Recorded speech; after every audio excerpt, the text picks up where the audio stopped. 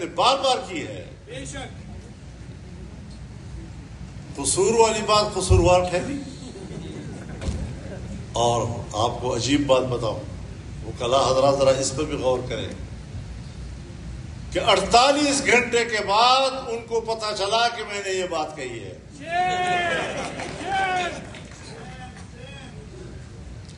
اور ایک مولوی صاحب اگلے دن رات کو ایک کھانے پر میرے ساتھ بیٹھا ہے، مجھے مبارکباد بھی دے رہا ہے جلسے کی، اور اگلے دن رو رہا ہے.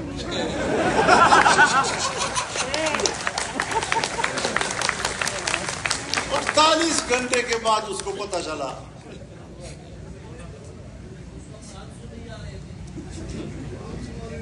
وہ سنا ہے کہ کوئی ماتم ہو رہا تھا، محرم کا، تو کوئی انگریز آیا ہوا تھا، تو اس نے جب یہ منظر دیکھا تو پوچھا کہ بھئی یہ لوگ اپنے آپ کو کیوں مار رہے ہیں؟ تو انہوں نے کہا کہ یہ تو حضرت امام حسین کی شہادت پر غم کا اظہار کر رہے ہیں. انہوں نے کہا کہ ان کا بڑا اتنا امام شہید ہوا ہے اور یہ اس پر غم کا اظہار کر رہے ہیں، تو آئیے ہم بھی شامل ہو جائیں. تو اس نے کہا نہیں، یہ 1400 سال پہلے شہید ہوا تھا. اس نے کہا اچھا، اتنی تاخیر سے ان کو خبر پہنچی.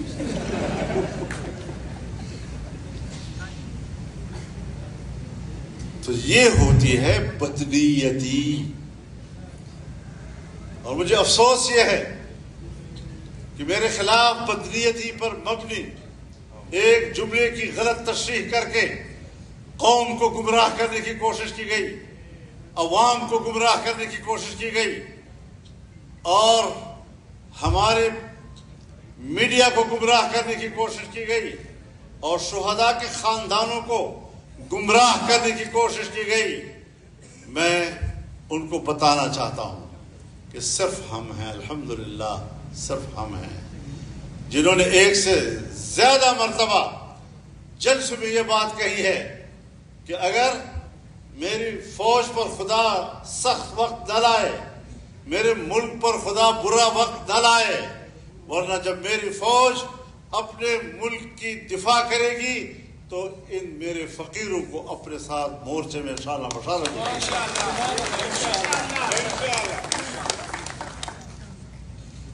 آپ نے کبھی ہماری اس جذبے کو اپریشیٹ کیا؟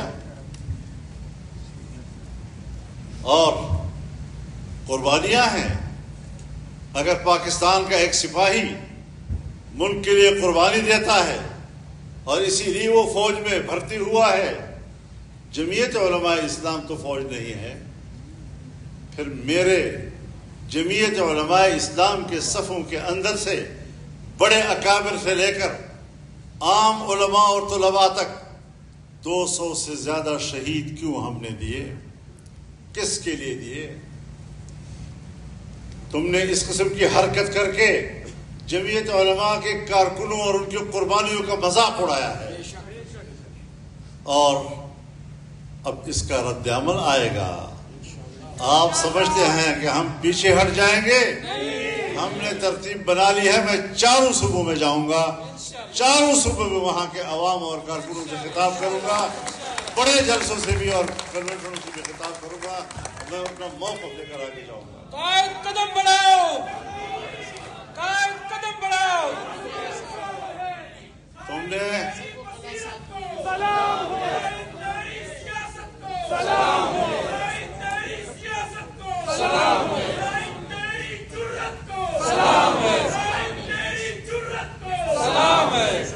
تم نے میرے علماء کو شہید کیا. علماء کرام شہید ہوئے. میرے استاد اور میرے شیخ مولانا حسن جان شہید ہو گئے. میرے والد صاحب کے شاگرد رشید وزیرستان کے استاد الاساتذہ مولانا نور محمد شہید ہو گئے. مولانا معراج الدین، جو میں سمجھتا ہوں میرا دایاں بازو تھا، تم نے اس کو توڑا، اور میں نے باجوڑ میں 100 جنازے اٹھائے ہیں ایک جلسے کے۔ میں روزانہ پشتونخوا میں اور بلوچستان میں کہیں نہ کہیں 2 یا 3 جنازے اٹھا رہا ہوں۔ میں تو آپ کے ہر جنازے پر آپ کے ساتھ رویا ہوں۔ کبھی یاد ہے کہ تم بھی میرے جنازے پر میرے ساتھ روئے ہو؟ مجھے کہتے ہو تم نے غلط بات کی ہے، میں کہتا ہوں تم نے اپنے شہداء کی بھی تذلیل کی ہے، فوج کے شہداء کی بھی تذلیل کی ہے، ان کے خاندانوں کی بھی تذلیل کی ہے، تم نے میرے شہداء کی بھی تذلیل کی ہے، تم نے ان کی بھی بے توقیری کی ہے۔ معافی کہتے ہو فضل الرحمان مانگے؟ نہیں۔ آج اگر میری بات غلط ہے مجھے آپ ضرور رائے دیں، آپ قانون کے ماہر ہیں، میری رہنمائی کریں۔ میرا مطالبہ یہ ہے کہ جس فوج نے اور جس جنرل نے جس دفتر سے میرے خلاف اور میری جماعت کے خلاف پروپیگنڈا کمانڈ کیا ہے اس کو معافی مانگنی ہوگی۔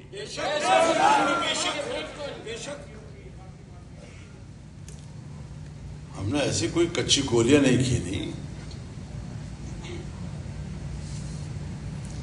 بھروسہ تم نے توڑا تھا،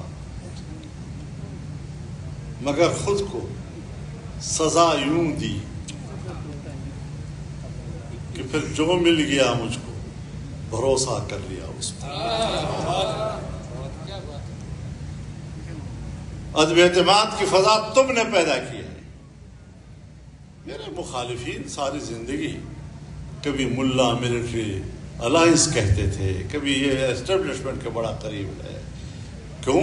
میری سیاست اعتدال کی ہے، میں مذہبی طبقے سے تعلق رکھتا ہوں اور اس کو اشتعال دینے کے لیے پوری دنیا وسائل استعمال کر رہی ہے۔ اس ماحول میں رہ کر جب میں اپنے ماحول کے اعتدال کی راہ دکھاؤں گا تو یقیناً کچھ نرمیاں اس کے اندر آئیں گی۔ کوئی اس کو کہتا ہے تم مفاد پرست ہو، موقع پرست ہو، تم نے فلاں جگہ پر یہ کیا وہ کیا۔ نہیں، ہم نے حالات کے مطابق پالیسی اختیار کی اور ہم کبھی حکومتوں کی خواہش پہ نہیں چلے۔ میں اگر 88 میں اسمبلی میں آیا تب اپوزیشن میں تھا، مجھے 90 میں ہرایا، 93 میں آیا، میں پھر اپوزیشن میں تھا، میں 97 میں اسمبلی میں آیا، میں پھر اپوزیشن میں تھا۔ تم نے میرے خلاف اس وقت بھی گندے پروپیگنڈے کیے، غلیظ ترین پروپیگنڈے کیے۔ کبھی کہا ڈیزل پرمٹ خریدے ہیں۔ بھائی ڈیزل پرمٹ اگر میں نے لیا ہے تو دستاویز ہوگا نا، پرمٹ کے معنی دستاویز۔ 2003-04 میں آپ نے میرے خلاف یہ پروپیگنڈا کیا، آج 2026 ہے، کہیں کوئی اس کا ریکارڈ کا کوئی پرزہ تمہیں آج تک مل رہا ہے؟ پلازے لے لیے، فیکٹریاں بنا لی ہیں، دبئی میں ہوٹل بنا لیے ہیں، 80,000 کی لسی پی لی ہے۔ 2 دن میں ہوٹل میں ٹھہرا ہوں، 80,000 کی لسی پی لی۔ شرم بھی نہیں آتی اس قسم کی گفتگو کرتے ہوئے۔ اور پھر ایک وقت آیا جب اسٹیبلشمنٹ کے ایک اہم شخصیت نے مجھے پیغام بھیجا کہ میں ملنا چاہتا ہوں، میں نے انکار کر دیا۔ نوابزادہ نصر اللہ خان مرحوم بیچ میں آئے اور مجھے کہا کہ جی آپ کو بات کر لینی چاہیے۔ میں نے اپنی جماعت سے مشورہ کیا، انہوں نے بھی مجھے کہا کہ ہاں ہمیں مل لینا چاہیے تاکہ پتہ تو چلے کہ ہم کس غار سے ڈسے جا رہے ہیں۔ ان ملاقاتوں میں جب میں نے اپنی شکایت ان کے سامنے رکھی اور میں نے ان کو چیلنج کیا کہ اللہ تمہیں دیکھ رہا ہے، اللہ تمہیں سن رہا ہے، میں بھی بیٹھا ہوں، تم بھی بیٹھے ہو، اگر میرے ہاتھ کے یا میرے ماحول کے اندر کوئی ایسے غلط کام ہوا ہو، کوئی ایسے غلط مفادات میں نے حاصل کی ہوں، تو اللہ کے لیے کم از کم مجھے واضح طور پر بتا دو کہ فضل الرحمان آپ کے اندر ایک نقص ہے. اس اعلیٰ ترین افسر نے سر جھکایا، پھر سر اٹھایا، پھر کہا مولانا کوئی ایسی بات نہیں ہے، قطعاً کوئی ایسی بات نہیں ہے. تو میں نے کہا پھر میری کردار کشی کیوں کی تم نے؟ کیوں غلط باتیں کی میرے بارے تم نے؟ جواب سنیے حضرات، وکلاء حضرات، میں کنسرن کوارٹرز کو ہدایات دے دوں گا، انشاءاللہ آئندہ ایسا نہیں ہوگا. This was the response of that very important personality. میں کنسرن کوارٹرز کو ہدایات دے دوں گا، آئندہ ایسا نہیں ہوگا. تو میں نے کہا جی آپ نے تو کہہ دیا کہ ہم نے جو بولا جھوٹ بولا، غلط بولا، اور آئندہ میں ہدایات دے دوں گا، ایسا نہیں ہوگا. لیکن میرا دعویٰ تو اپنی جگہ برقرار ہے کہ تم نے الیکشن میں دھاندلی کرائی ہے، اور حکمران جو بھی بنے گا دھاندلی سے بنے گا. سو آج میرا سوال یہ ہے کہ دھاندلی سے بنی ہوئی حکومت ہمیں قبول نہیں ہے. تم کس بات میں لوگوں کو الجھا رہے ہو؟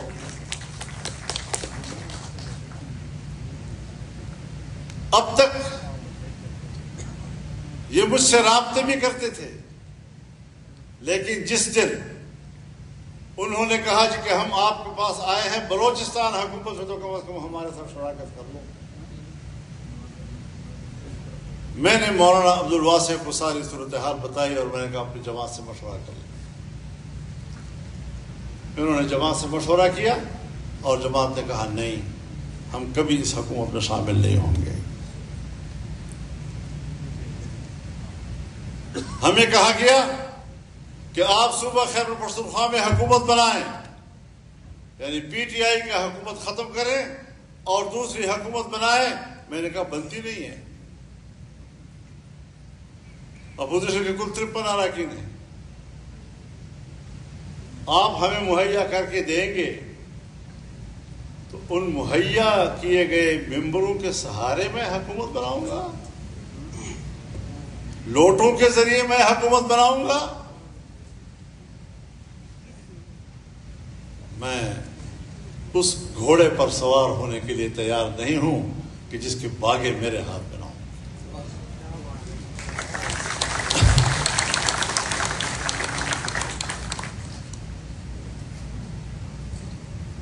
تو میرے محترم دوستو، مسئلہ یہ ہے کہ میری تقریر اول سے آخر تک آپ قوم کو کیوں نہیں سناتے؟ میری پارلیمنٹ کی تقریر آپ قوم کو کیوں نہیں سنا رہے؟ پارلیمنٹ ایک مشترکہ ادارہ ہوتا ہے، حکومت کا ممبر، اپوزیشن کا ممبر یہ کولیگ ہے. یہ کیا بات ہے کہ حکومتی اراکین کی بات عوام تک پہنچے اور جب ہماری باری آئے تو ہمیں آف کر دیں، میری بات قوم نہ سنے؟ تم میں ہمت ہے میری بات، میں نے کوئی گالیاں نہیں دی تمہیں، میں نے کوئی بد اخلاقی کی زبان نہیں استعمال کی، میں نے آپ کا موقف، اپنا موقف اس کا تقابل کیا ہے. میں نے آپ کے موقف کو غلط کہا ہے، اپنے موقف کو دلائل کے ساتھ پیش کیا ہے. جب میں معقول گفتگو کرتا ہوں اور میں قوم کے سامنے اپنی بات دلائل سے پیش کرتا ہوں، میری بات آخر آپ قوم تک کیوں نہیں پہنچانے دے رہے؟ اب قوم تک تو پہلے نہیں پہنچ رہی تھی، پھر جو اسمبلی بلڈنگ کے اندر چیمبرز میں ٹی وی لگے ہوتے ہیں اور ان چیمبرز میں جو لوگ بیٹھے ہوتے ہیں وہ جب میری تقریر سنتے ہیں تو اس کو بھی بند کر دیا. اب صرف ایوان کے اندر کے لوگ سن رہے ہیں. تو میں نے کہا یہ تو میں نے آپ سے کہا تھا نا کہ آپ ایک ان کیمرہ اجلاس تو بلائیں تاکہ ہم دیکھیں کہ پاکستان کہاں کھڑا ہے. ہندوستان کی سرحد بند ہے، افغانستان کی سرحد بند ہے، چین آپ کے ساتھ کاروبار کرنے کے لیے تیار نہیں ہے. اور جب آپ نے درخواست دی پرسوں ترسوں کہ آپ کی جو پاکستان میں 170 ارب ڈالر کی انویسٹمنٹ تھی اور جو ہم پورا نہیں کر سکے، سو آپ مہربانی کریں اور وہ 170 ارب ڈالر ہمیں معاف کر دیں، چائنا نے مسترد کر دیا آپ کی درخواست کو۔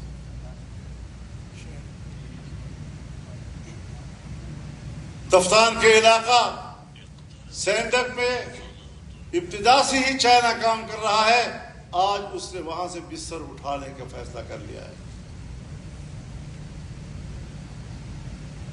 تو یہ آپ کے چین کے ساتھ تعلق ہوا۔ ایران آپ پر کتنا اعتماد کرتا ہے، لیکن پھر وہ برے حالات میں پاکستان کو محصور کر دیا تھا۔ یہ تمہاری پالیسیاں ہیں۔ آپ انڈیا سے لڑے، ہم نے سب سے پہلے آپ کو سپورٹ کیا ہے۔ آپ نے امریکہ اور ایران کے درمیان مفاہمت کی بات کی، ہم نے سپورٹ کیا کہ ہم خطے میں امن کے عمل کو ترجیح دیں گے، لیکن ہماری رضامندی کے باوجود آپ آ رہے ہیں اور جا رہے ہیں اور آ رہے ہیں اور جا رہے ہیں اور آ رہے ہیں اور جا رہے ہیں، وہ گلہری کی طرح کہ میری آڑیاں جاڑیاں ویک۔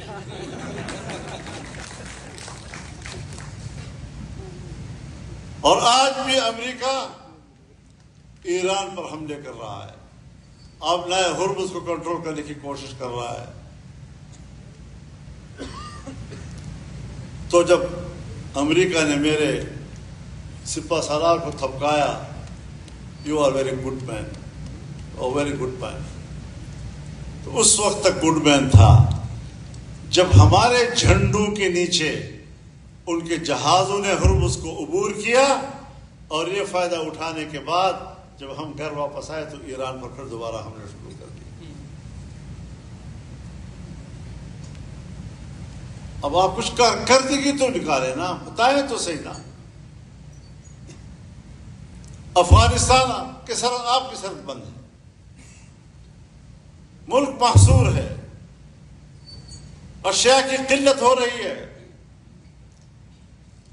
اور اب آپ ناراض کس بات پر ہوئے ہیں کہ میں نے کہا کہ ہم لشکر نہیں بنائیں گے۔ آپ قبیلوں سے کہہ رہے ہیں جگہ جگہ پر کہ تم لشکر بناؤ اور لڑو،